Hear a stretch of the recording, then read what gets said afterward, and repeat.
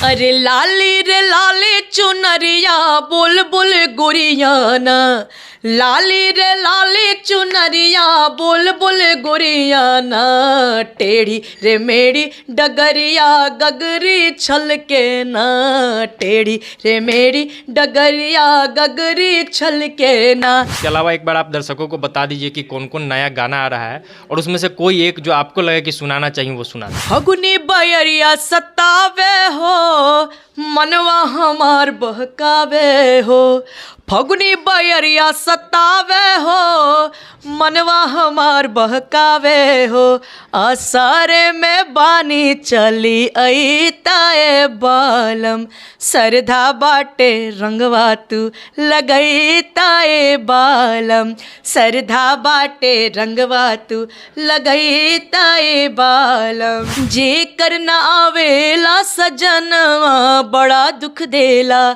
फगुआ महीनावा, जे करना आवेला सजनवा बड़ा दुख देला फगुआ महीनावा, फगुआ महीनावा हो, फगुआ महीनावा, फगुआ महीनवा हो, फगुआ महीनावा, रतिया सुतल होवे मुश्किलवा बड़ा दुख देला फगुआ महीनावा। इतिहास में लोग उसको कहीं नहीं याद रखेंगे। इतिहास हमेशा अच्छी चीज़ों का बनता है, अच्छे कलाकारों का बनता है, अच्छे लोगों का बनता है।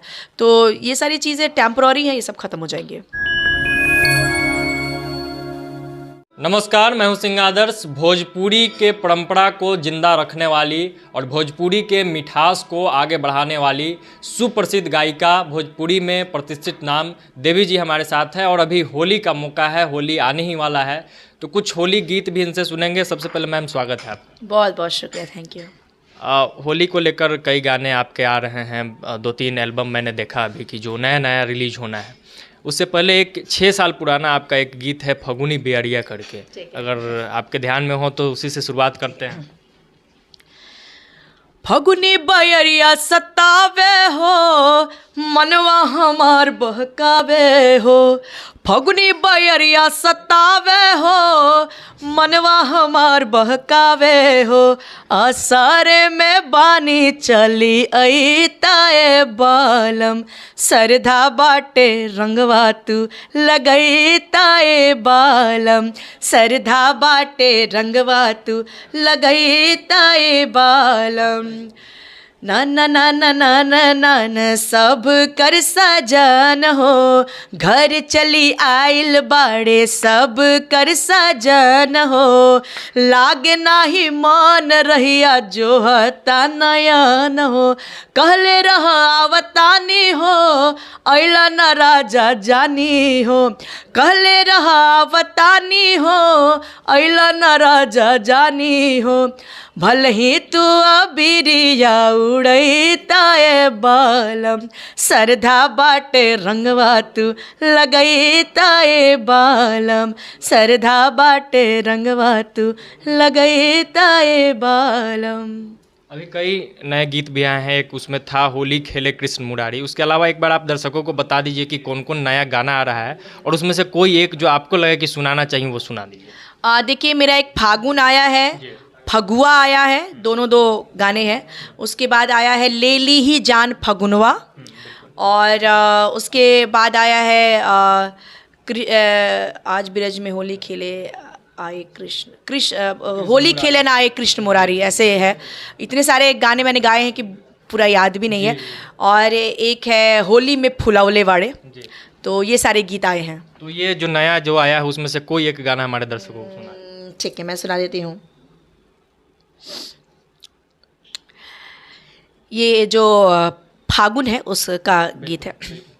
जे करना आवेला सजनवा बड़ा दुख देला फगुआ महीनावा, जे करना आवेला सजनवा बड़ा दुख देला फगुआ महीनावा, फगुआ महीनावा हो, फगुआ महीनावा, फगुआ महीनवा हो, फगुआ महीनावा, रतिया सुतल होवे मुश्किलवा बड़ा दुख देला फगुआ महीनावा।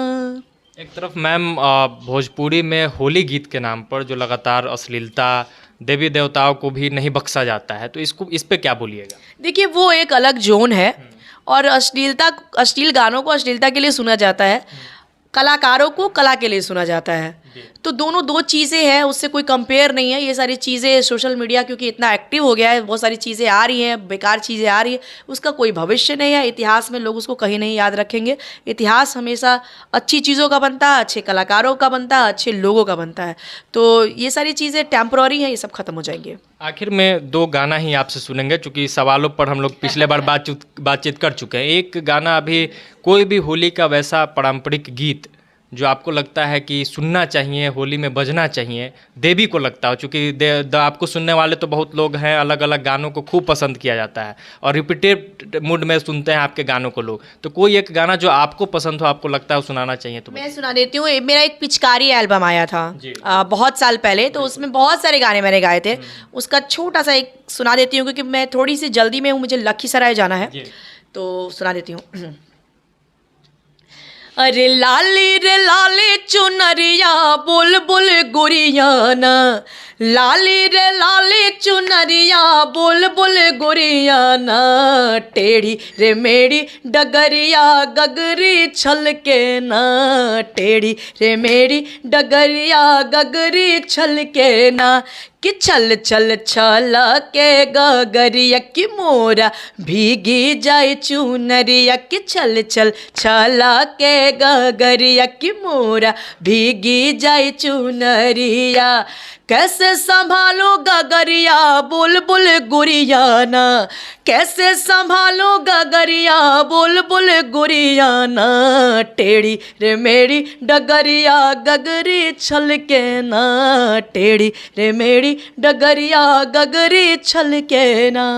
बस आखिर में 2 लाइन सजन राजधानी पकड़ के आइए। जब आए होली दिवाली तू ले आयो चुनरी लाले, चुनरी ना लइयो तो ना लइयो, सजन राजधानी पकड़ के आ जइयो, आ जइयो, आ जइयो, सजन राजधानी पकड़ के आ जइयो, आ जइयो, आ जइयो। बहुत बहुत धन्यवाद मैम इतना समय देने के लिए। Thank you so much. तो ये देवी जी थे और इन्हीं के बातों से ख़त्म करते हैं वीडियो को कि इतिहास ऐसे ही गायिकाओं को याद रखेगा, इतिहास उन लोगों को नहीं याद रखेगा जो भोजपुरी को बर्बाद और तबाह करने में लगे हैं। बहुत बहुत धन्यवाद। आपका प्यार और समर्थन हमें ऐसे ही लगातार मिलते रहे। इस वीडियो को ज़्यादा से ज़्यादा लोगों तक शेयर जरूर कीजिएगा। जय बिहार।